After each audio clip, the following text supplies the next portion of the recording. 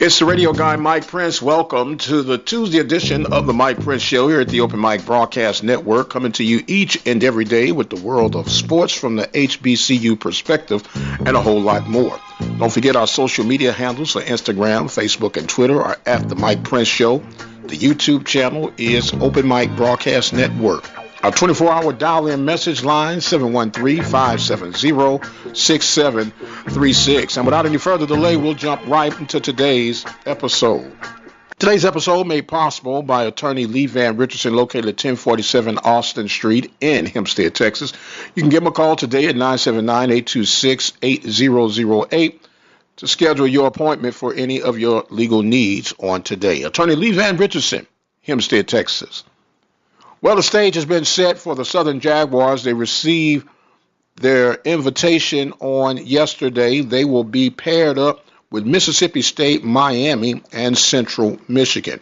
Somewhat the request for Coach Jackson. He did not want to be close. He wanted to be able to travel where his guys can get an experience of being in a regional, and his wish has now become his command. So we will see how the Jags will go in. Of course, they're the number 4 seed out of that region, and it's going to be very interesting. Of course, Mississippi State will be 1, Miami's 2, Central Michigan 3. And it all boils down to pitching, strategies, and some timely hitting, and, of course, making very few mistakes. So we will see exactly how that works out for Jag Nation. Meanwhile, we have a very unique, exclusive interview for you today. We're going to hear from Phil Esten. He is the athletic director for St. Thomas University out of Minnesota. We shared a story with you last week about the Tommies have been kicked out of the Minnesota Intercollegiate Athletic Conference for simply being too good. I know it's hard to believe, but you'll hear it from yourself coming up right after this. Are you looking for an affordable way to increase your business? Let the Open Mic Broadcast Network lead the way. For a customized, affordable ad campaign, call 832-213-8824. It's the radio guy, Mike Prince. Welcome to another episode of the Mike Prince Show here at the Open Mic Broadcast Network. We come to you each and every day. We normally cover the world of HBCU sports and beyond, but today is an absolute exception of the rule. You guys heard me share a couple of stories about the University of St. Thomas. We are now fortunate to have the athletic director, vice president for the University of St. Thomas Tommies, none other than Mr. Phil Esten. How you doing, sir? I'm great, Mike. How are you? I am wonderful, but yet flabbergasted. I shared this story. We got some traction from it. I'm pretty sure your phone has been just ringing off the hook. Nonetheless, for lack of better words, you guys have gotten evicted. Yeah, so a couple days ago, the President's Council of our conference came to an agreement that St. Thomas would be involuntarily removed from the MIAC conference, and they cited reasons of athletic parity as the primary purpose. Man, I'm not laughing at you at all. I'm just laughing at the disbelief that this is what we've come to in the 21st century. In lack of footing around, playing around, you guys were just kicking everybody's tail, so they said get out? Well, I'll say this. There are a lot of examples of, competitiveness in our conference, and one of them that have been cited was the fact that in the last 5 years we've won more than 50% of all of the conference championships. And so that is something that presidents in the league wanted to address and ensure that there was more competitive parity. And so we've been involuntarily removed from that conference. Okay, with that being said, you want parity. And here's the beauty thing about Division III, because this is the Division III conference, correct? That's right. Okay, well, no one has scholarships, so you can't say you're cheating in that aspect. And from my upbringing, either you get better or you go do something else. Is that kind of just too plain to take that approach? I some people certainly have taken that approach, and it probably goes deeper than that. In some of these institutions, every institution in this conference is a very fine academic institution. I think everybody offers a different experience for their students at large, and everybody thinks about that experience on their campus a little bit differently. One of the things that we value on our campus is academic excellence, and that translates over to athletic excellence. And so we certainly do prioritize the student-athlete experience, and we prioritize being competitive at the very highest levels, not just within the conference, but also across the country. As an example, right now, our women's softball team, as we speak, is playing just down the road from you, Mike, in Tyler, Texas, in the World Series. The old Tyler Rose. So competition is something that transcends beyond the playing field or surface. It transcends into the workforce, and for the rest of your life, if you want to accomplish. What's the point of going to college if you're not going to compete? What's the point of putting on the uniform if you're not going to compete? And it's a measuring stick if I'm amongst my peers, and my peers happen to be slightly better, a whole lot better, then I have to push myself to become the best me that I can be. What's wrong with that? And I can only speak for St. Thomas, and I'll say that it's certainly something that we embrace. We feel that our responsibility is to create conditions for success for our student athletes so they can leave as the very best versions of themselves. We believe that comes through building life skills and character through sports, through athletics. And there's a lot to say about dealing with adversity and handling winning and losing and creating team and creating culture and putting all your own personal stuff aside, coming together for a common purpose. And when you have success, there's nothing better than that. And so we definitely embrace, as I said before, excellence comprehensively across the institution. Well, you're sounding very, I guess, politically correct, and I guess you have to because you still got to somewhat deal with these guys. But I'm just a radio guy from Texas, and I see this as just sad. It's a sad time, but I'm not going to continue to beat that, and we'll come back to that in just a moment. Where do you go from here as an institution, conference-wise? That's a great question. We believe that we've got several attributes at the University of St. Thomas that might be attractive attributes in our candidacy for other conference participation. We reside in the Twin Cities marketplace. A lot of people don't know it's the 15th largest metropolitan area in the country. Also happens to be the 15th largest media market in the country. Our academic reputation is very strong. The impact that we have on our students and student athletes and in the communities has definitely been strong.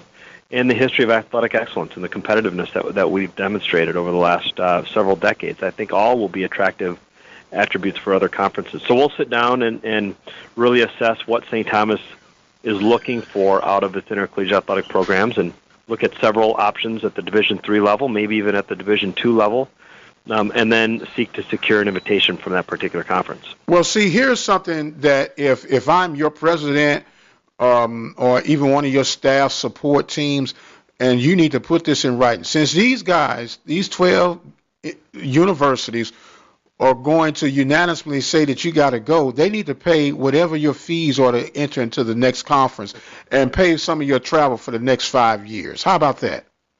Well, you know what? I'll let you make that case for us. It's not a bad idea. It really is. If you're going to force me out because I'm better than you, man, at least compensate me on my way out. Can you imagine your boss calling you in, well, Phil, we're going to go in another direction because you're just demanding too much from our workers and you're excelling too much. So we're going to settle for mediocrity, and we'll see you when we see you. I'll say this, and Mike, obviously I'm not going to go there, and like I said, I'll talk about St. Thomas all day long. We've got a couple of years. We've got up to 2 years to make this transition. A few things that the conference has been historically. We've loved the conference. We wanted to stay in the conference. I was a student athlete at the University of St. Thomas. It means a lot to me. It means a lot to many of our coaches and our student athletes. So we're going to cherish the last couple of years that we have, and in the meantime, hustle to try to figure out the right place for us. Well, let me ask you this: have you sought your legal counsel?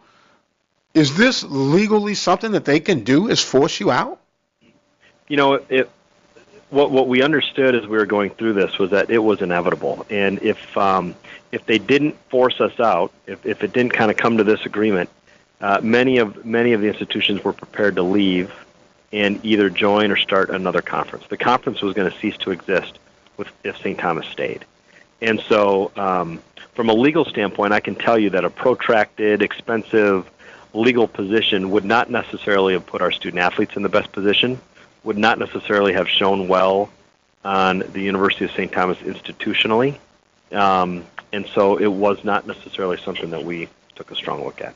Man, I am totally blown away. I read this and I was like, you've got to be kidding me. This has to be a typo. Or it wasn't April, so it couldn't have been an April Fool's joke. So I'm just blown away.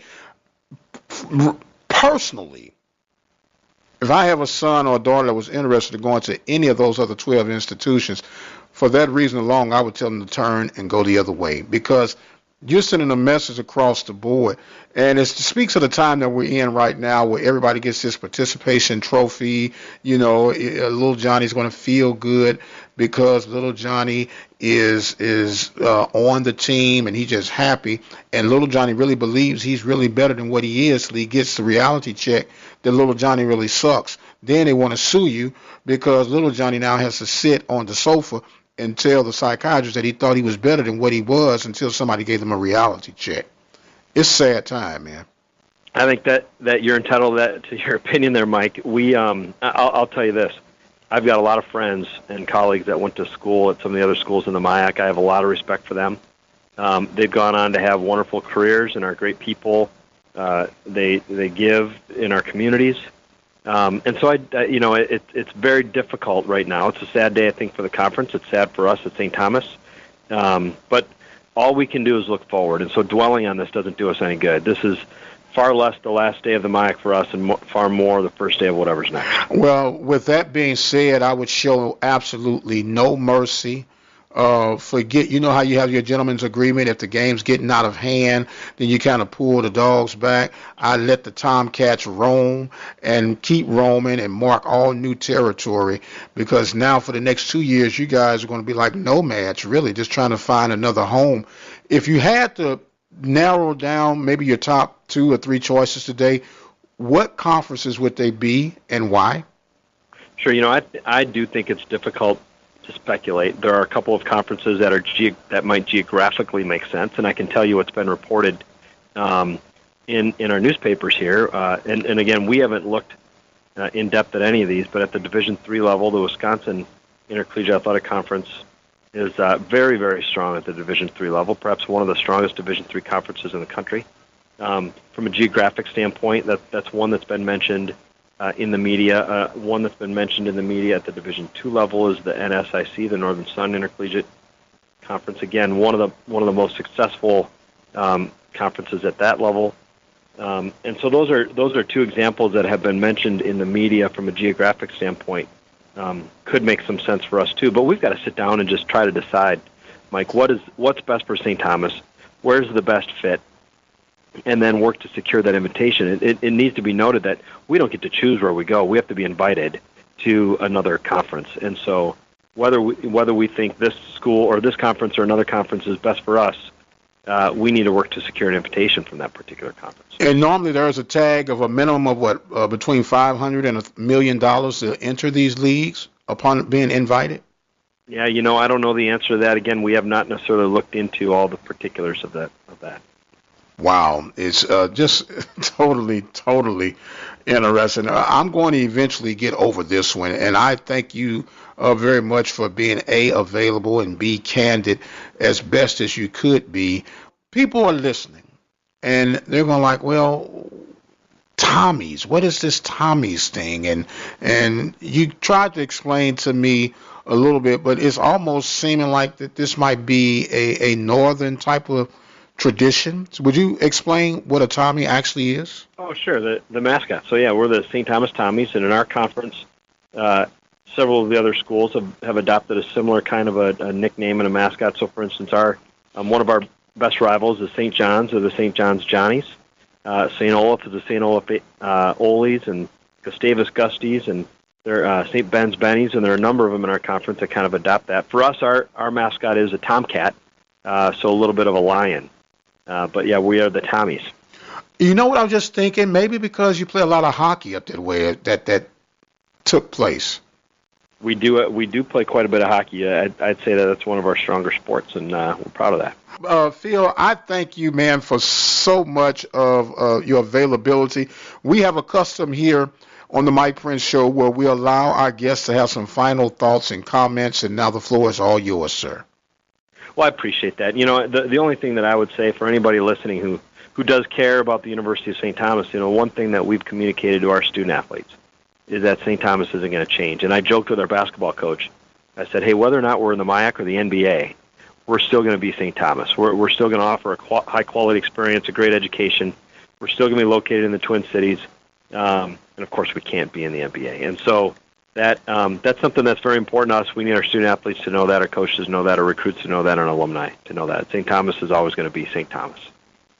And with that being said, ladies and gentlemen, my message, not Mr. Phil's message, but my message is Minnesota Intercollegiate Athletic Conference kick rocks. Wow, that is unbelievable. Sir, I thank you so much. He is Mr. Phil Esten, Athletic Director of the St. Thomas Tommies in Minnesota. I am the radio guy, Mike Prince. Remember to follow me on Instagram, Facebook, and Twitter at The Mike Prince Show. The YouTube channel is Open Mic Broadcast Network, and our website is obnradio.com. And until the next time, you guys be blessed, and we'll see you on the other side.